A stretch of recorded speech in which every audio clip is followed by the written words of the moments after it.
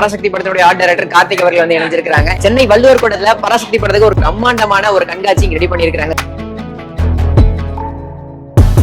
இந்த படத்துக்கு வந்து ஒரு நீராவி இன்ஜின் தேவைப்பட்டது. அது வந்து ரன்னிங் கண்டிஷன்ல வேணும்.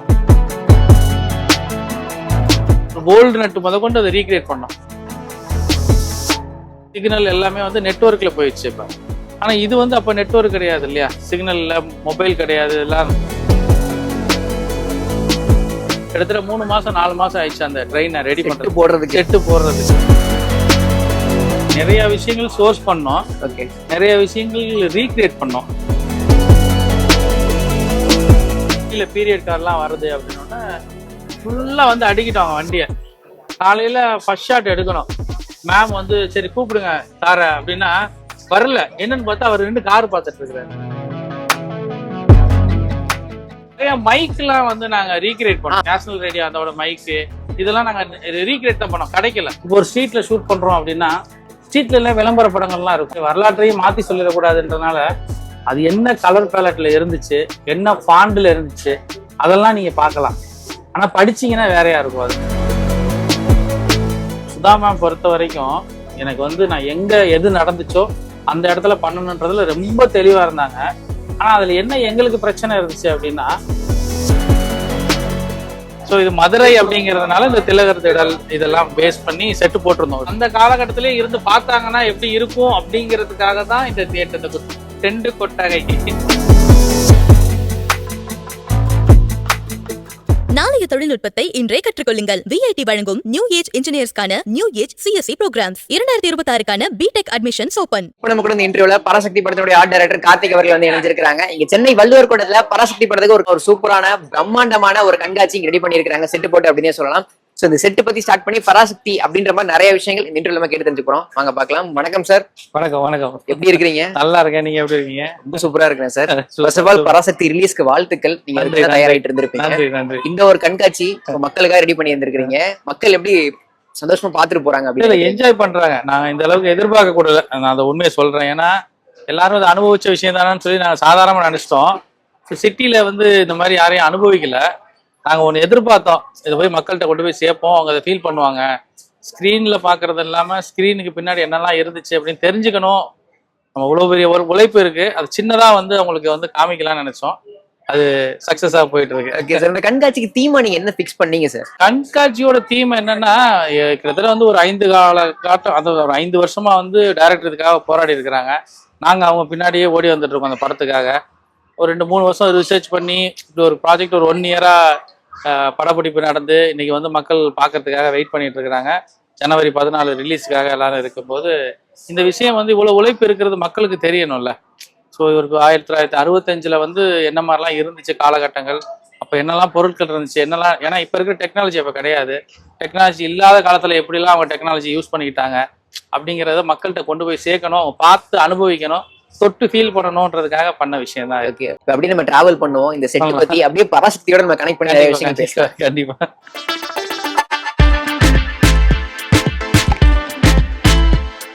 சார், இந்த ஈவென்ட் நடக்கும்போது சிவகார்த்திகேயன் சார் ஒரு விஷயம் சொல்லியிருந்தாரு. அதாவது சுதா மேம் இந்த படத்துல கிட்டத்தட்ட ஒரு டிகிரியே முடிச்சிருக்காங்க, கிட்டத்தட்ட ஒரு 5-6 வருஷம் அதுல டிராவல் பண்ணிருக்காங்க அப்படின்னாங்க. அவங்க நிறைய விஷயங்கள் அதுக்காக ரிசர்ச் பண்ணிருக்காங்க, நிறைய இடங்கள் டிராவல் பண்ணி பாத்துருக்காங்க. நீங்க பராசக்தி உலகத்துக்குள்ள வந்தது எப்போ? நீங்க எத்தனை வருஷமா டிராவல் பண்ணிட்டு இருந்திருக்கீங்க? நான் வந்து கடைசியா தான் வந்து அவங்க கூட வந்து டிராவல் பண்றேன். அதாவது இந்த படம் ஸ்டார்டிங் பாயிண்ட்ல வச்சுக்கங்களேன், ஒரு 1 இயருக்கு முன்னாடி ஒரு தடவை கூப்பிடுறாங்க. கூப்பிட்டு இந்த மாதிரி ஒரு ப்ராஜெக்ட் பண்ணுங்க அப்படின்னு சொன்னாங்க. உடனே சரி ஓகே அப்படின்னு பேசும்போது எனக்கு வந்து இந்த படத்துல வந்து கேமராமேன் ரவிகே சந்திரன் சார், டிஓபி, அவர் கூட ரொம்ப பழக்கம். அவரோட நிறைய ஒர்க் பண்ணியிருக்கிறேன், எக்ஸ்பீரியன்ஸ் இருக்கு. அவரும் ஓகே நல்லா பண்ணும், அப்படியே வர சொல்லுங்க அப்படின்னாரு. அவரு கூட தான் சரி அப்படிதான் இந்த படத்துக்குள்ள வந்தேன். அவங்க நிறைய இன்புட் கொடுத்தாங்க. ஏன்னா அவங்க எனக்கு முன்னாடியே ட்ராவல் பண்ண ஆரம்பிச்சிட்டாங்க. நிறைய ரெஃபரன்ஸ் கொடுத்தாங்க, நிறைய வந்து புக்ஸ் கொடுத்தாங்க. இப்படிலாம் இருந்தது, இதெல்லாம் படிங்க, உங்களுக்கு இன்னும் வந்து நிறைய வந்து இன்புட் கிடைக்கும்னு அவங்களுக்கு நிறைய எடுத்து கொடுக்க போய் நம்ம அது கூட சேர்ந்து நம்ம அப்படியே ட்ராவல் பண்ணி நிறைய விஷயங்கள் ரிசர்ச் பண்ணி இந்த படத்துக்காக ஒர்க் பண்ண நல்ல எக்ஸ்பீரியன்ஸ். ஓகே, எங்க டிராவல் பண்ணீங்க சார்? ஏன்னா இந்த மாதிரியான விஷயங்கள்லாம் நீங்க பார்க்க முடியாது, இதுக்காக நீங்க எங்கேயாவது தேடி போகணும், புக்ல ரெஃபரன்ஸ் எடுக்கணும் அப்படின்ற மாதிரி. புக் ரெஃபரன்ஸ் மீறியும் நாங்க வந்து ஸ்ரீலங்காக்குலாம் போனோம் இதுக்காக. ஏன்னா இந்த படத்துக்கு வந்து ஒரு ஸ்ட்ரீம் இன்ஜின் தேவைப்பட்டது, நீராவி இன்ஜின் தேவைப்பட்டது. அது வந்து ரன்னிங் கண்டிஷன்ல வேணும், பர்மிஷன் வேணும். அப்படின்னும் போது அது இங்க இல்ல, இல்லைன்னா நமக்கு பர்மிஷனா ரன்னிங் கண்டிஷன்ல இங்க இல்லை. இது வந்து ஸ்ரீலங்கால இருக்கு அப்படின்னும் போது அங்க இதுக்காக டிராவல் பண்ணி அங்க போய் அந்த மாதிரி ட்ரெயின்லாம் வந்து ஷூட் பண்ணோம். ஆனா என்னதான் இன்ஜின் அந்த டிராவல்லாம் இருந்தா கூட இந்த மாதிரி விஷயங்கள்லாம் கிடையாதாங்க. ஏன்னா இவங்க அப்டேட் ஆயிட்டாங்க. ஸோ எல்லாமே வந்து இப்போ சிக்னல் எல்லாமே வந்து நெட்வொர்க்ல போயிடுச்சு இப்போ. ஆனா இது வந்து அப்போ நெட்வொர்க் கிடையாது இல்லையா, சிக்னல்ல மொபைல் கிடையாது இல்லாதனால இந்த மாதிரி டெக்னாலஜிலாம் தான் வச்சு யூஸ் பண்ணாங்க. ஸோ இதுதான் பால் காயின் டோக்கன் மிஷின். இந்த மிஷின்ல காயின் போட்டு இதை எடுத்து நம்ம எல்லாரும் இப்ப கூட பாத்துருப்போம். அந்த மாதிரி சாவி கொடுக்கறது சொல்லுவாங்க. ட்ரெயின்ல பாத்தீங்கன்னா இன்ஜின்ல ஒரு கீ மாதிரி கொடுத்து. சோ இதுக்கு வந்து பாத்தீங்கன்னா அதுல ஒரு பவுச் இருக்கும். இந்த மாதிரி ஒரு பவுச் இருக்கும். அந்த பவுச்ல இந்த காயினை கொடுத்து இவர் போய் நெக்ஸ்ட் ஸ்டேஷன்ல கொடுத்தாதான் அவருக்கு சிக்னல் ஓபன் ஆகும். சோ இப்படி ஒரு டெக்னாலஜி இருந்துச்சாங்க. இதெல்லாம் தெரியணும் மக்களுக்குன்றதால இந்த மாதிரி இதெல்லாம் வந்து ரீக்ரியேட் பண்ணதான் அதெல்லாம். இந்த மாதிரி விஷயம் இதுதான் ரிசர்ச் பண்ணது இந்த படத்துக்காக.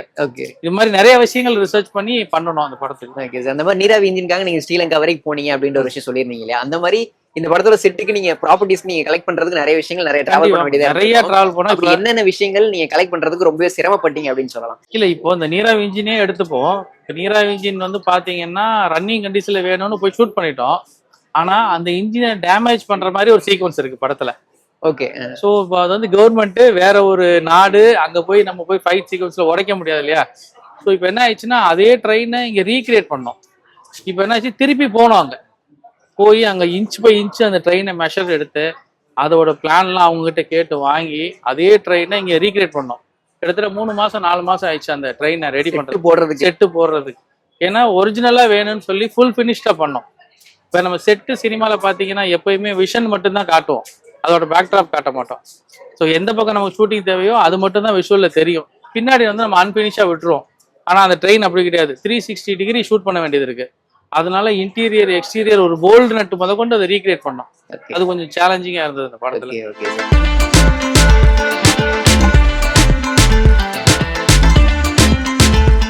பராசக்தியில ட்ரெயின் ஒரு முக்கியமான எலமெண்டா இருக்க போகுது அப்படின்னு ஒரு விஷயம் கேள்விப்பட்டு நீங்க சொல்லி கேள்விப்பட்டு நிறைய விஷயங்கள் பேசிட்டு இருக்கிறாங்க. சோ இந்த ட்ரெயின் செட் போடுறதுக்கு பின்னாடி இருக்கிற உழைப்பு பத்தியும் அதுக்கு பின்னாடி இருக்கிற கதைகள் பத்தி நம்ம பேசலாமா? ஏன்னா ரொம்ப டஃப்பான விஷயங்கள்லாம் நிறைஞ்சிருக்கும் அப்படின்னு நினைக்கிறேன் அதுக்குள்ள. ஏன்னா ட்ரெயின் வந்து தெரியும் இப்ப இருக்கிற ட்ரெயின் எப்படி இருந்துச்சு, 1965 காலகட்டங்கள் எப்படி இருந்ததுன்னு. ஸோ ஒரு பேசஞ்சர் ட்ரெயினா இருக்கட்டும், ஒரு கூட்ஸா இருக்கட்டும், இன்ஜினா இருக்கட்டும், இந்த மாதிரி எல்லா விஷயங்களுமே பழசு தேவைப்பட்டுச்சு எங்களுக்கு. அதனால எல்லாமே வந்து ஃபுல் ட்ரெயின் செட்டு போட்டோம். நம்ம சென்னையில ஒரு ஸ்டுடியோ ஹையர் பண்ணி கிட்டத்தட்ட ஒரு 6 மாசம் அதுக்கான ஒர்க் ப்ரீ ப்ரொடக்ஷன் ஒர்க் போயிடுச்சு. ட்ரெயின்லயே வந்துட்டு பாத்தீங்கன்னா இன்டீரியர் அண்ட் எக்ஸ்டீரியர் ரெண்டுலயுமே சீன் இருக்கு. சீனாவும் சரி, ஃபைட் சீக்வன்ஸா இருக்கட்டும், ஸ்டண்ட் சீக்வன்ஸ், அந்த மாதிரி எல்லாமே வந்து இருக்கிறதுனால நமக்கு ஒரு முழு ட்ரெயின் தேவைப்பட்டுச்சு. எங்களுக்கு முழு ட்ரெயின் தேவைப்பட்டதுனால செட்டு ஸ்டார்ட் பண்ணோம். ஸ்டார்ட் பண்ணிட்டு ஆல்மோஸ்ட் ஒரு 2-3 மந்த்ஸ் ஒர்க் போயிட்டே இருக்கும்போது இந்த ட்ரெயின்ல வந்து எப்படி ஷூட் பண்ணலாம், எப்படி பிளாக் ஃபிக்ஸ் பண்ணலாம் அப்படின்னும் போது திருப்பி வந்து அதே ட்ரெயினை வந்து எங்களால் வந்து திருப்பி வந்து அசம்பிள் பண்ண சொல்றோம். எப்படி சொல்றேன், ஃபுல் ட்ரெயின் ரெடி பண்ணதுக்கப்புறம் கேமராமேன் வந்தார். வந்துட்டு ட்ரெயின் நல்லா வந்திருக்கு, இந்த ட்ரெயினை நம்ம யூஸ் பண்ணணும்னா இந்த மாதிரி இந்த ட்ரெயினை வந்து டிஸ்மேண்டில் பண்ணி அசம்பிள் பண்ணுற மாதிரி இருந்துச்சுன்னா நல்ல லைட் பண்ணி ஷூட் பண்ணலாம் அப்படின்னும் போது போட்ட ட்ரெயினை திருப்பி ஆல்டர் பண்ணி ஃபுல்லாக லைட் சோர்ஸ்க்காக ரெடி பண்ணோம். முன்னாடியே இந்த பிளான் இருந்தது எங்களுக்கு. ஏன்னா ட்ரெயின் மேல இருந்து லைட் பண்ணணும், சைட்ல லைட் பண்ணணும்னா இதுக்கான ஆப்ஷன் இருந்தால் தான் பெட்டர் அப்படின்னா அதுவும் பண்ணியிருந்தோம். ஆனால் ஸ்டன் சீக்வன்ஸ் வரும்போது மாஸ்டர் சைட்லேயும் சில ரெக்குவயர்மெண்ட் இருக்கும்ல. ஸோ இது மாதிரி இந்த ட்ரெயினுக்காக கிட்டத்தட்ட ஒரு 6-7 மாசம் ஒரு உழைப்பு போட்டிருக்கோம் அந்த இதுக்கு. அதனால அந்த ஒரு ட்ரெயினை வந்து மக்கள்கிட்ட காட்டணும் அப்படின்னு. இந்த ட்ரெயின் கிடையாது, அந்த ட்ரெயின் வேற. ஸோ இது மக்களுக்காக ஒரு சின்னதா ஒரு சாம்பிள். Okay sir.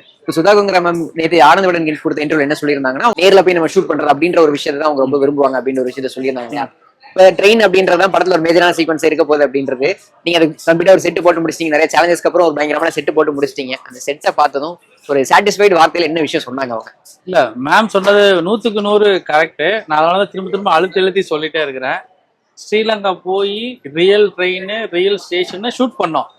ஆனா ட்ரெயினை வந்து நம்மளால டேமேஜ் பண்ண முடியாது நிச்சயமா. அதனால அந்த ட்ரெயினை ரீக்ரியேட் பண்ணோம். அதே மாதிரிதான் இந்த ட்ரெயினும் அவங்க வந்து என்ஜாய் பண்ண. என்னன்னா நான் ஸ்ரீலங்காக்கு வந்திருக்கிறேன்னா ஷூட்டிங் ஸ்பாட்டுக்கு வந்திருக்கேன்னா எனக்கு தெரியல. ஏன்னா அவங்க தான் நாங்க பிளாக் பை பிளாக் ஷூட் பண்றாங்க. எனக்கு அதே ட்ரெயின் நீங்க பார்த்து நான் வந்து பயங்கரமா என்ஜாய் பண்ணேன். ஸோ அவங்க அது சொல்லும் போது நம்மளோட உழைப்புக்கு வந்து ஒரு கிரெடிட் கிடைக்குதுல்ல. நிச்சயமா. ஸோ அவங்க என்ஜாய் பண்ணாங்க. பரவாயில்ல, அங்க இருந்த ட்ரெயினை தூக்கிட்டு வந்து இங்க வச்சிட்டீங்களே அப்படின்னு.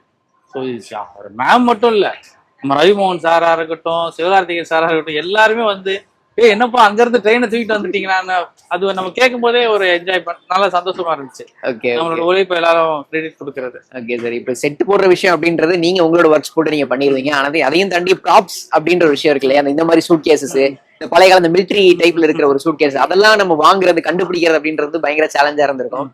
எவ்வளவு தேடினீங்க அதுக்காக? இல்ல இது என்னன்னா நிறைய விஷயங்கள் சோர்ஸ் பண்ணோம், ஓகே, நிறைய விஷயங்கள் ரீக்ரியேட் பண்ணோம், கிடைக்காத பொருள் எல்லாம். ஆனா என்னதான் ரீக்ரியேட் பண்ணாலும் சிலரோட ஒரிஜினாலிட்டி இருக்கு இல்லையா, அந்த மாதிரி சில விஷயங்கள்லாம் வந்து எப்படின்னா சிலர் வந்து பாதுகாப்பா வச்சிருப்பாங்கல்ல, அவங்க கிட்ட போய் எங்களுக்கு இதை கொடுங்க, எங்களுக்கு ஒரு 2 days ஷூட் இருக்கு, இதை நாங்க யூஸ் பண்ணிட்டு கொடுத்துட்றோம்.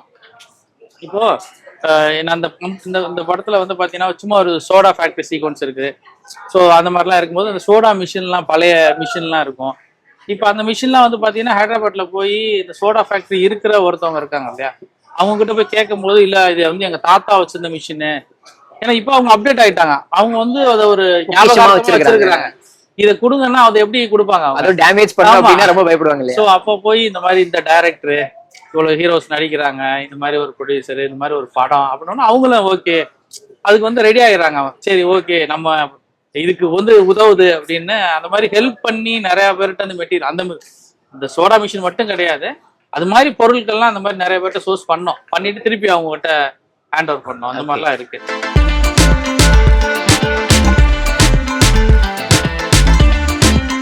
பராசக்தின்னு வரும்போது உங்களுக்கு எந்தெந்த பகுதிகள் ரொம்ப சேலஞ்சா இருந்துச்சு அப்படின்னு சொல்லலாம்? நைட் ஷூட் நிறைய இருந்தது இந்த படத்துல. அதுக்காக வந்து என்னன்னா பெரிய பெரிய ஓப்பன் ஸ்பேஸ் எல்லாமே, ஏன்னா நம்ம ஒரு வீடு இன்டீரியர் அந்த மாதிரினா நம்மளால மேனேஜ் பண்ண முடியாது. ஒரு full train exterior, rain effect, night light பண்ணணும், ஹோல் யூனிட்டையும் வந்து சேஃப்டியாக ஏன்னா நம்ம ஒரு ஃபாரஸ்ட் ஏரியா மாதிரி வச்சுக்கோங்களேன். அப்படிலாம் ஒர்க் பண்ணும்போது என்ன ஆகுதுன்னா நம்ம போக கம்யூனிகேஷன் ஒன்று இருக்குது. ஏன்னா கிட்டத்தட்ட வந்து ஒரு 600 feet லென்த் இருக்கிற ஒரு ட்ரெயின், ஃப்ரண்ட்ல கேமரா இருக்கும், ஸோ பின்னாடி கேமரா இருக்கும், நம்ம டெக்னீஷியன் ஹிட்டனாக இருக்கணும். ஏன்னா ஃபுல் ஒய்டாக இருக்கும்போது அவ்வளோ க்ரௌடையும் நம்ம மறைச்சு வைக்கணும். இவங்களுக்கெல்லாம் இவங்க மறைகிறதுக்காக அதாவது நம்ம படத்துக்கு தேவை மீறி இந்த மாதிரி ஒரு ப்ரொடக்ஷன் ஒர்க் நடக்குதுல்ல. நிச்சயமா இப்போ நம்ம ட்ரெயின் வேணுங்கிறது வேற, அது வந்து நம்ம ஸ்க்ரீன்ல தெரிய போகுது. ஸ்க்ரீன்ல தெரியாத யூஸ் இல்லாத விஷயங்கள் இருக்கு இல்லையா, அதுவும் ஒரு ப்ரொடக்ஷன் ஒர்க் நடந்துட்டு இருக்கும். அந்த டீம் எல்லாம் ஹிட்டன் பண்றதுக்கு ஃபுல்லா அதுக்கு கிரீனரி வச்சு அதுக்கு ஒரு டென்ட் ரெடி பண்ணி உள்ள எல்லா டெக்னீஷியன் கேமரா வைக்கிறதுக்கு இந்த மாதிரி ஒர்க்லாம் இருக்கு. இது வந்து நைட்ல பண்ணணும், மழை பெஞ்சிட்டு இருக்கும். ஸோ இதெல்லாம் கொஞ்சம் என்ஜாய் பண்ணி தான் பண்ணோம். அது ஓகே ஓகே சார். பீரியட் படம்ன்ற போது என்ன ஒரு விஷயம் உங்களுக்கு எக்ஸ்ட்ரா டாஸ்கா இருக்கும்னா, அந்த காலகட்டத்தில் இருந்த விஷயங்களை பிரதிபலிக்கிறதுக்காக சில அரசியல் வசனங்கள் நீங்க பயன்படுத்த வேண்டியதா இருக்கும், சில பொலிட்டிக்கல் இமேஜஸ், பொலிட்டிக்கல் ரெப்ரஸன்டேஷன்ஸ் நீங்க வந்து இது பண்ண வேண்டியதா இருக்கும். ஸோ அதுக்கு எவ்வளவு ஒர்க் பண்ணீங்க, இந்த படத்துல அது எவ்வளவு கான்சியஸா எப்படி ஹேண்டில் பண்ணிருக்கீங்க? ஒரு ஸ்ட்ரீட்ல ஷூட் பண்றோம் அப்படின்னா ஸ்ட்ரீட்ல எல்லாம் விளம்பர படங்கள்லாம் இருக்கும், விளம்பர படங்கள் இருக்கும், அப்ப இருந்த அரசியல் இதெல்லாம் ஆமா இந்த மாதிரி எல்லாம் இருக்கும். ஸோ அவங்களையும் நம்ம வந்து எதுவும் ட்ரோல் பண்ண மாதிரி ஆயிடக்கூடாது. பிராண்டிங் பிரச்சனையும் இருக்குது, வரலாற்றையும் மாத்தி சொல்லிடக்கூடாதுன்றதுனால அது என்ன கலர் பேலட்ல இருந்துச்சு, என்ன ஃபாண்ட்ல இருந்துச்சு, அதெல்லாம் நீங்க பார்க்கலாம். ஆனா படிச்சீங்கன்னா வேறையா இருக்கும். அது ஓகே, நீங்க அதை ஒரு விஷயத்த பார்க்கும்போது உங்களுக்கு டக்குன்னு ஒரு விஷயம் தோணும், ஆனா அது கிடையாது. அதுல ரொம்ப தெளிவா இருந்தோம். அந்த மாதிரி எல்லாம் இதே மாதிரி ஸ்ட்ரீட் எல்லாம் ஒர்க் பண்ணும்போது கொஞ்சம் ரொம்ப கஷ்டப்பட்டோம். ஏன்னா லைவ் லொகேஷன் அதான் சொல்றேன், சுதாமா பொறுத்த வரைக்கும் எல்லாமே எனக்கு நேச்சர். எனக்கு வந்து நான் எங்க எது நடந்துச்சோ அந்த இடத்துல பண்ணணுன்றதுல ரொம்ப தெளிவா இருந்தாங்க. ஆனா அதுல என்ன எங்களுக்கு பிரச்சனை இருந்துச்சு அப்படின்னா, இப்போ வந்து ஒரு பொள்ளாச்சியில ஷூட் பண்றோம், ஒரு ஸ்ட்ரீட்ல ஷூட் பண்றோம் அப்படின்னா அந்த ஸ்ட்ரீட்டு போய் பார்த்து எல்லாம் சூப்பர் இங்கதான் பண்றோம், இங்கதான் அது அப்படின்னு ஒண்ணு கதை வந்து எனக்கு இங்கதான் நடக்குது அப்படின்னு சொல்லிடுறாங்க. அது ரொம்ப சந்தோஷமான விஷயம். அப்பாடா நமக்கு வேலை குறைஞ்சிச்சுடா அப்படின்னு நினைக்க முடியாது. அங்க போய் பாத்தீங்கன்னா எல்லா ஓடையும் எடுத்துட்டு தகர சீட்டு போட்டு வச்சிருப்பாங்க. ஓகே, எல்லார் வீட்லயும் வாட்டர் சின்டெக்ஸ் டேங்க் இருக்கும். ரோடு பாத்தீங்கன்னா ஃபுல்லா ஃபேவர் பிளாக் போட்டிருப்பாங்க. அந்த மாதிரி வீட்டுக்கு பாத்தீங்கன்னா கிரில் கேட்டு ஸ்டெயின்லெஸ் ஸ்டீல்ல போட்டிருப்பாங்க. இது எல்லாத்தையும் நம்ம மாத்தணும்.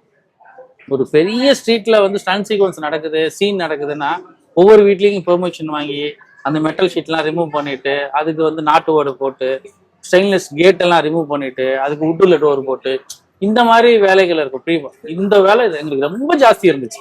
ஓகே, ஏன்னா இப்ப எல்லா கரண்ட்ல வந்து எல்லா இடத்துலயுமே ஏதோ ஒரு சேஃப்டின்னு சொல்லி ஏதாவது ஒண்ணு பண்ணிடுறாங்க. ஃபுல்லா வந்து ஸ்டீல் பினிஷ்ல இருக்கும். ஆனா அப்போ வந்து நம்ம அது யாரும் அதிகமா பயன்படுத்தல. இந்த மாதிரி எங்களுக்கு ஒரு பெரிய டாஸ்க் இருந்துச்சு இந்த படத்துல.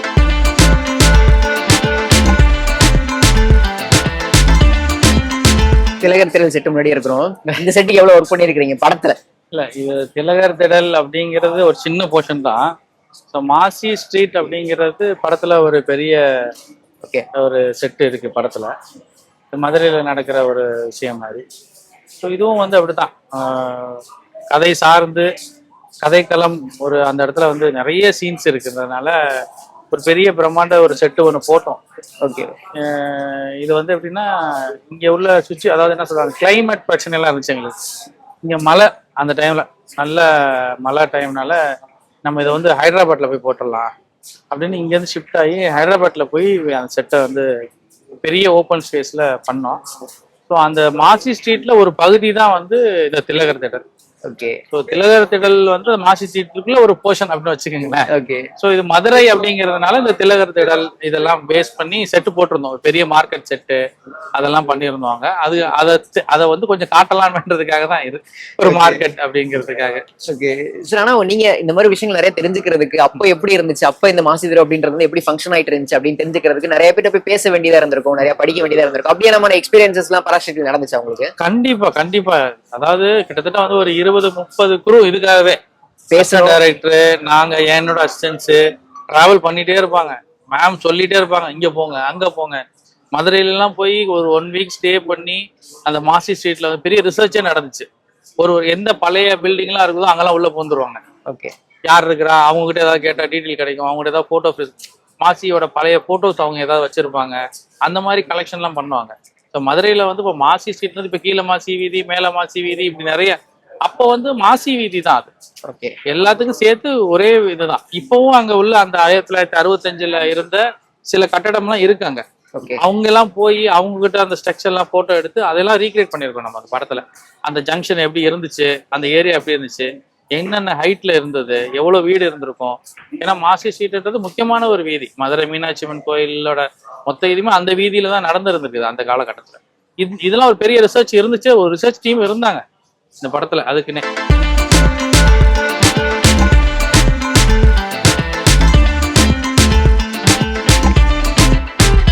ரீஸ்டோரேஷன் அப்படின்ற மாதிரியான விஷயங்கள் பராசக்தியில் நடந்துச்சா? ஏன்னா 1965 அந்த பீரியட் அப்படிங்கும் போது அப்ப நடந்த சில பில்டிங்ஸ் எப்போ இருந்திருக்கும்.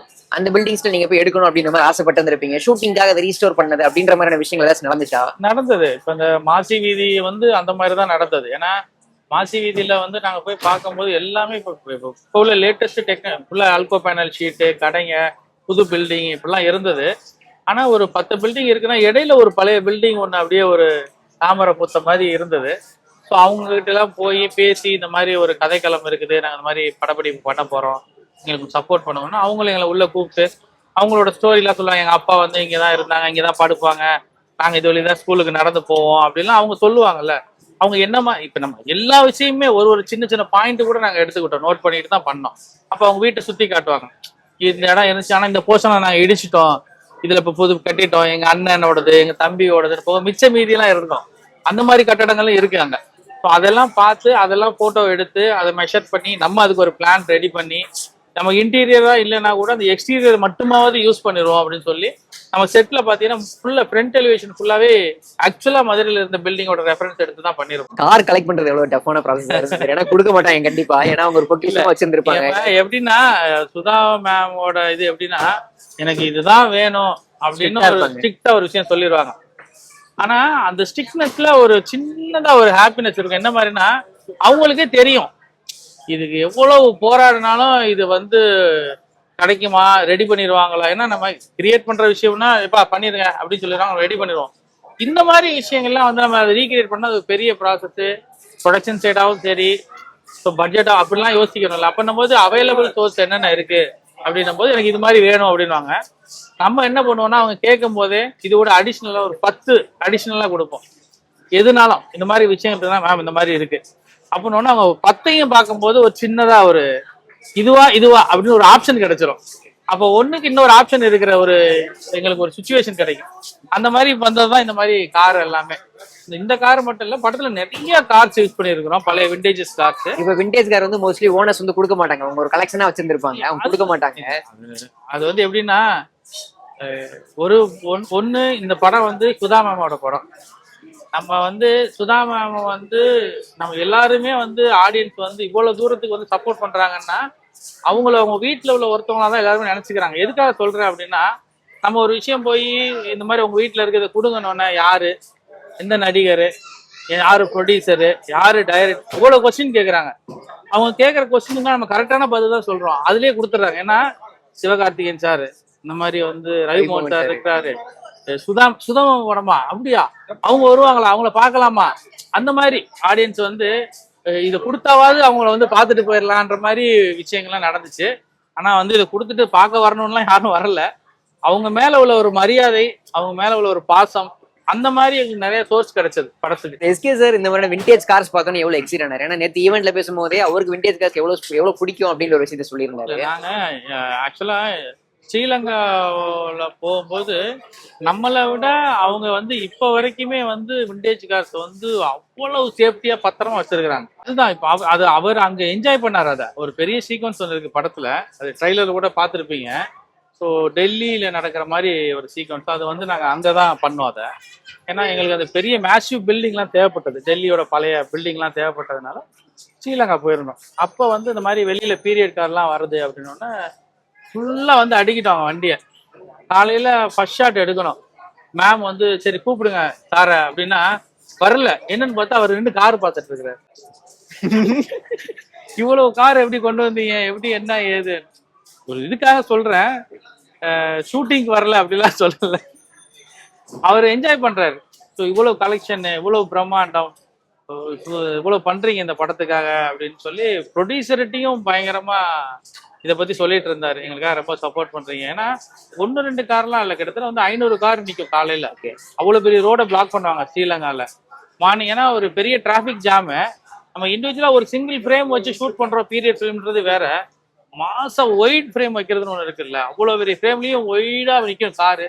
50 காரு, பஸ்ஸு, கிட்டத்தட்ட அங்க வந்து கார்பரேஷன் பஸ் கிட்டத்தட்ட 10 பஸ் எடுத்து மாடிஃபிகேஷன் பண்ணோம். அப்போ உள்ள டிவிஎஸ் பஸ் மாதிரி பெயிண்டிங் மாத்தி, அதோட கிளாஸ்லாம் மாத்தி, எல்லாமே இந்த டிராஃபிக்ல நிற்கும் அந்த வண்டி. ஸோ பீரியட் அது ஒரு என்ஜாய் பண்ணி தான் பண்ணிட்டு இருப்பாங்க. Okay sir, national radio and mail service இது படத்துல எவ்வளவு ஒரு மேஜர் ரோல் ப்ளே பண்ணிட்டு இருக்குது? இல்லை மேஜர் ரோல் இருக்கு. ஆக்சுவலா வந்து மெயில் சர்வீஸ் வந்து பாத்தீங்கன்னா ஒரு சீக்வன்ஸ் இருக்கு படத்துல. அதாவது இப்ப இருக்கிற டெக்னாலஜில வந்து என்ன வேணாலும், எப்ப வேணாலும், யாரை வேணாலும், எங்க வேணாலும் தொடர்பு கொண்டலாம். ஆனா இது 2 தான் வந்து அப்போதைய தொடர்புக்கான விஷயம். ஸோ பீரியட்ன்றதுல இது ஒரு மேஜர் பங்கு இந்த படத்துக்கு. 65ல வந்து இந்த மாதிரி டெக்னாலஜியை வச்சுதான் வந்து மக்களோட கம்யூனிகேஷன் இருந்துச்சு அப்படின்னு. இந்த படத்துல வந்து அதான் உங்களுக்கு தெரியும், மாணவர்களோட வந்து ஒவ்வொருத்தவங்களும் ஒரு காலேஜ் வேற வேற டிஸ்ட்ரிக்ட்னும் போது ஸோ கம்யூனிகேஷன் எப்படி இருந்திருக்குன்னா இப்படிதான் இருந்திருக்கும். இது மூலியமா தான் அவங்களோட கம்யூனிகேஷன் இருந்திருக்கும். அவ்வளவு மாணவர்கள் ஒன்று கூடுறாங்க அப்படின்னும் போது எங்க இருந்து வரும்னா இந்த மாதிரிதான். ஸோ அதுக்காக படத்துல வந்து இது ஒரு பெரிய பங்களிப்பு இருக்கு. இதுக்கு இருக்கோ இல்லையோ, இதுக்கு இருக்கு. நேஷனல் ரேடியோ வந்து எப்படின்னா, ரேடியோ தான் அப்ப எல்லாருக்கும் எல்லா விஷயமுமே. ஒரு பொழுதுபோக்கு மட்டும் கிடையாது, ஒரு அரசியல் சார்ந்தா இருக்கட்டும், ஒரு தகவலை வந்து மக்கள்கிட்ட கொண்டு போய் சேர்க்கறது எல்லாமே வந்து ரேடியோ தான். ஸோ நாளைக்கு யார் என்ன சொன்னாலும் காலையில அந்த நியூஸ் கேட்டாதான் அன்னைக்கு அந்த ஊர் அந்த வில்லேஜ்ல இருக்கவங்களுக்கு இப்படி ஒரு நாட்டு நடப்பு இருக்குன்ற விஷயமே தெரியும். இண்டிவிஜுவலா வந்து இப்ப இருக்கிற மாதிரி தனியா மெயிலோ, டிவியோ, நியூஸோ அப்படி கிடையாது. அப்ப ஏன்னா ஒரு பெரிய பஞ்சாயத்து இருக்குன்னா அங்க ஏதோ ஒரு விஷயம் ஒன்று கொடுப்பாங்க, அவன் வந்து தண்டரை போட்டுதான் ஊர்ல சொல்லணும். இல்லைன்னா இந்த ரேடியோ தான். நேஷனல் ரேடியோ மூலயமா தான் எல்லாருக்கும் எல்லா தகவலும். ஸோ தகவல் பரிமாற்றத்துல இப்படி ஒரு முக்கியமான விஷயம் தேவைப்பட்டுச்சு படத்துக்கு. எல்லாமே ஒர்க்கிங் கண்டிஷன்ல தேவைப்பட்டுச்சு. இப்ப இதுல இருக்கிற மிஷினரிஸ் எல்லாம் பாத்தீங்கன்னா இங்க கொஞ்சம் தான் வச்சிருக்கோம் டிஸ்பிளேக்கு. படத்துல வந்து ஒரு பெரிய நேஷனல் ரேடியோட செட்டே ஒன்று இருக்கு. அதுல பாத்தீங்கன்னா ஃபுல்லா மிஷினரிஸ் இருக்கும், எல்லாம் ஒர்க்கிங் கண்டிஷன்ல இருக்கும். இது ஒர்க்கிங்ல தான் வேணும் அப்படின்னு டைரக்டர் சொல்லிட்டாங்க. அதுக்காக மெட்டீரியல் ரொம்ப சோர்ஸ் பண்ணோம். இதுக்கு நாங்க ஸ்ரீலங்கால இருந்தெல்லாம் பர்ச்சேஸ் பண்ணிட்டு வந்தோம் நிறைய மெட்டீரியல். ஸோ ஸ்ரீலங்கால சேல்க்கும் கொடுக்குறாங்க அப்படிதானே சார்? இல்ல அந்த மாதிரி வெண்டார்ட்ட போய் வாங்கணும். ஆன்டிக் சப்ளையர்ஸ் இருக்காங்கல்ல, சில இதெல்லாம் பாத்தீங்கன்னா பொருள் கிடைச்சிருச்சு, ஒர்க்கிங்ல கிடைக்கல. ஸோ இப்போ இதோட டெக்னீஷியனை தேடி கண்டுபிடிச்சு அவங்க கிட்ட இதை பொருளை வாங்கி கொண்டு போய் கொடுத்து அதுக்கான மெட்டீரியல் சோர்ஸ் எல்லாம் வேற வேற கண்ட்ரில இருந்துலாம் வந்துச்சு. டீம் எவ்வளவு எக்ஸைட்டடாங்க சார் இந்த மாதிரியான செட்லாம் பார்த்து நீங்க கலெக்ட் பண்ணிருக்கீங்க அப்படின்னு. இதுல ஒரு விஷயம் என்னன்னா, கேமராமேன் ரவி கே சந்திரன் சார் வந்து சில விஷயங்கள் சொன்னார். இப்ப இது மெக்கானிசம் ஒர்க் பண்ணுது அப்படின்னா, இப்ப இருக்கிற பல்ப்ஸ் வேற, அப்ப இருக்கிற பல்ப் வேற. இப்ப இருக்கிற இதுல எல்லாமே எல்இடி தான், அப்ப எல்லாம் டங்ஸ்டன்.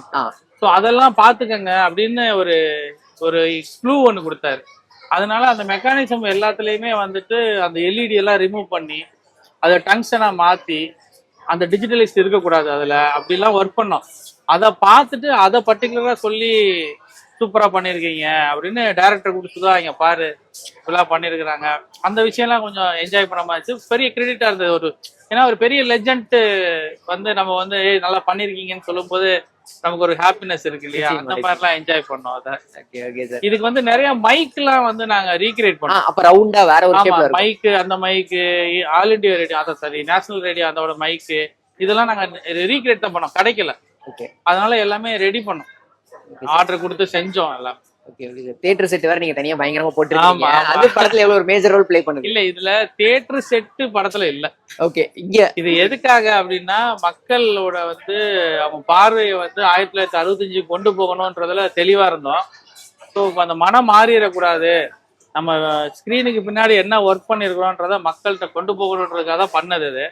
அதை வந்து அந்த காலகட்டத்திலே இருந்து பார்த்தாங்கன்னா எப்படி இருக்கும் அப்படிங்கிறதுக்காக தான் இந்த தியேட்டர், இந்த டெண்டு கொட்டகை கீழே போட்டு கணேசனின் புதிய அறிமுகம் அப்படின்றது. அதனால இந்த திரையரங்குக்கும் படத்துக்கும் சம்பந்தம் கிடையாது. அப்ப இதான் இங்கதான் ஃப்ரெஷ்ஷா பாக்குறாங்க. டீம் என்ன சொன்னாங்க நேத்து? மொத்தமா டீம் என்ஜாய் பண்ணாங்க. ஏன்னா நம்ம அந்த காலகட்டத்துல இருக்கும்போது நிறைய விஷயங்கள் படத்துல பார்த்துட்டோம். அவங்களுக்கே இது புதுசு. இங்க வரும்போது வந்து பார்த்துட்டு இங்க வந்து டெண்டு கொட்டாயில படம் பாக்குற மாதிரியே இருக்குது இது. ஸோ அந்த டெக்னாலஜியை வந்து என்னன்னா ஸ்கிரீன் முதற்கொண்டு நாங்கள் அதை வந்து தெரியக்கூடாதுன்றதுல ரொம்ப தெளிவா இருந்தோம்.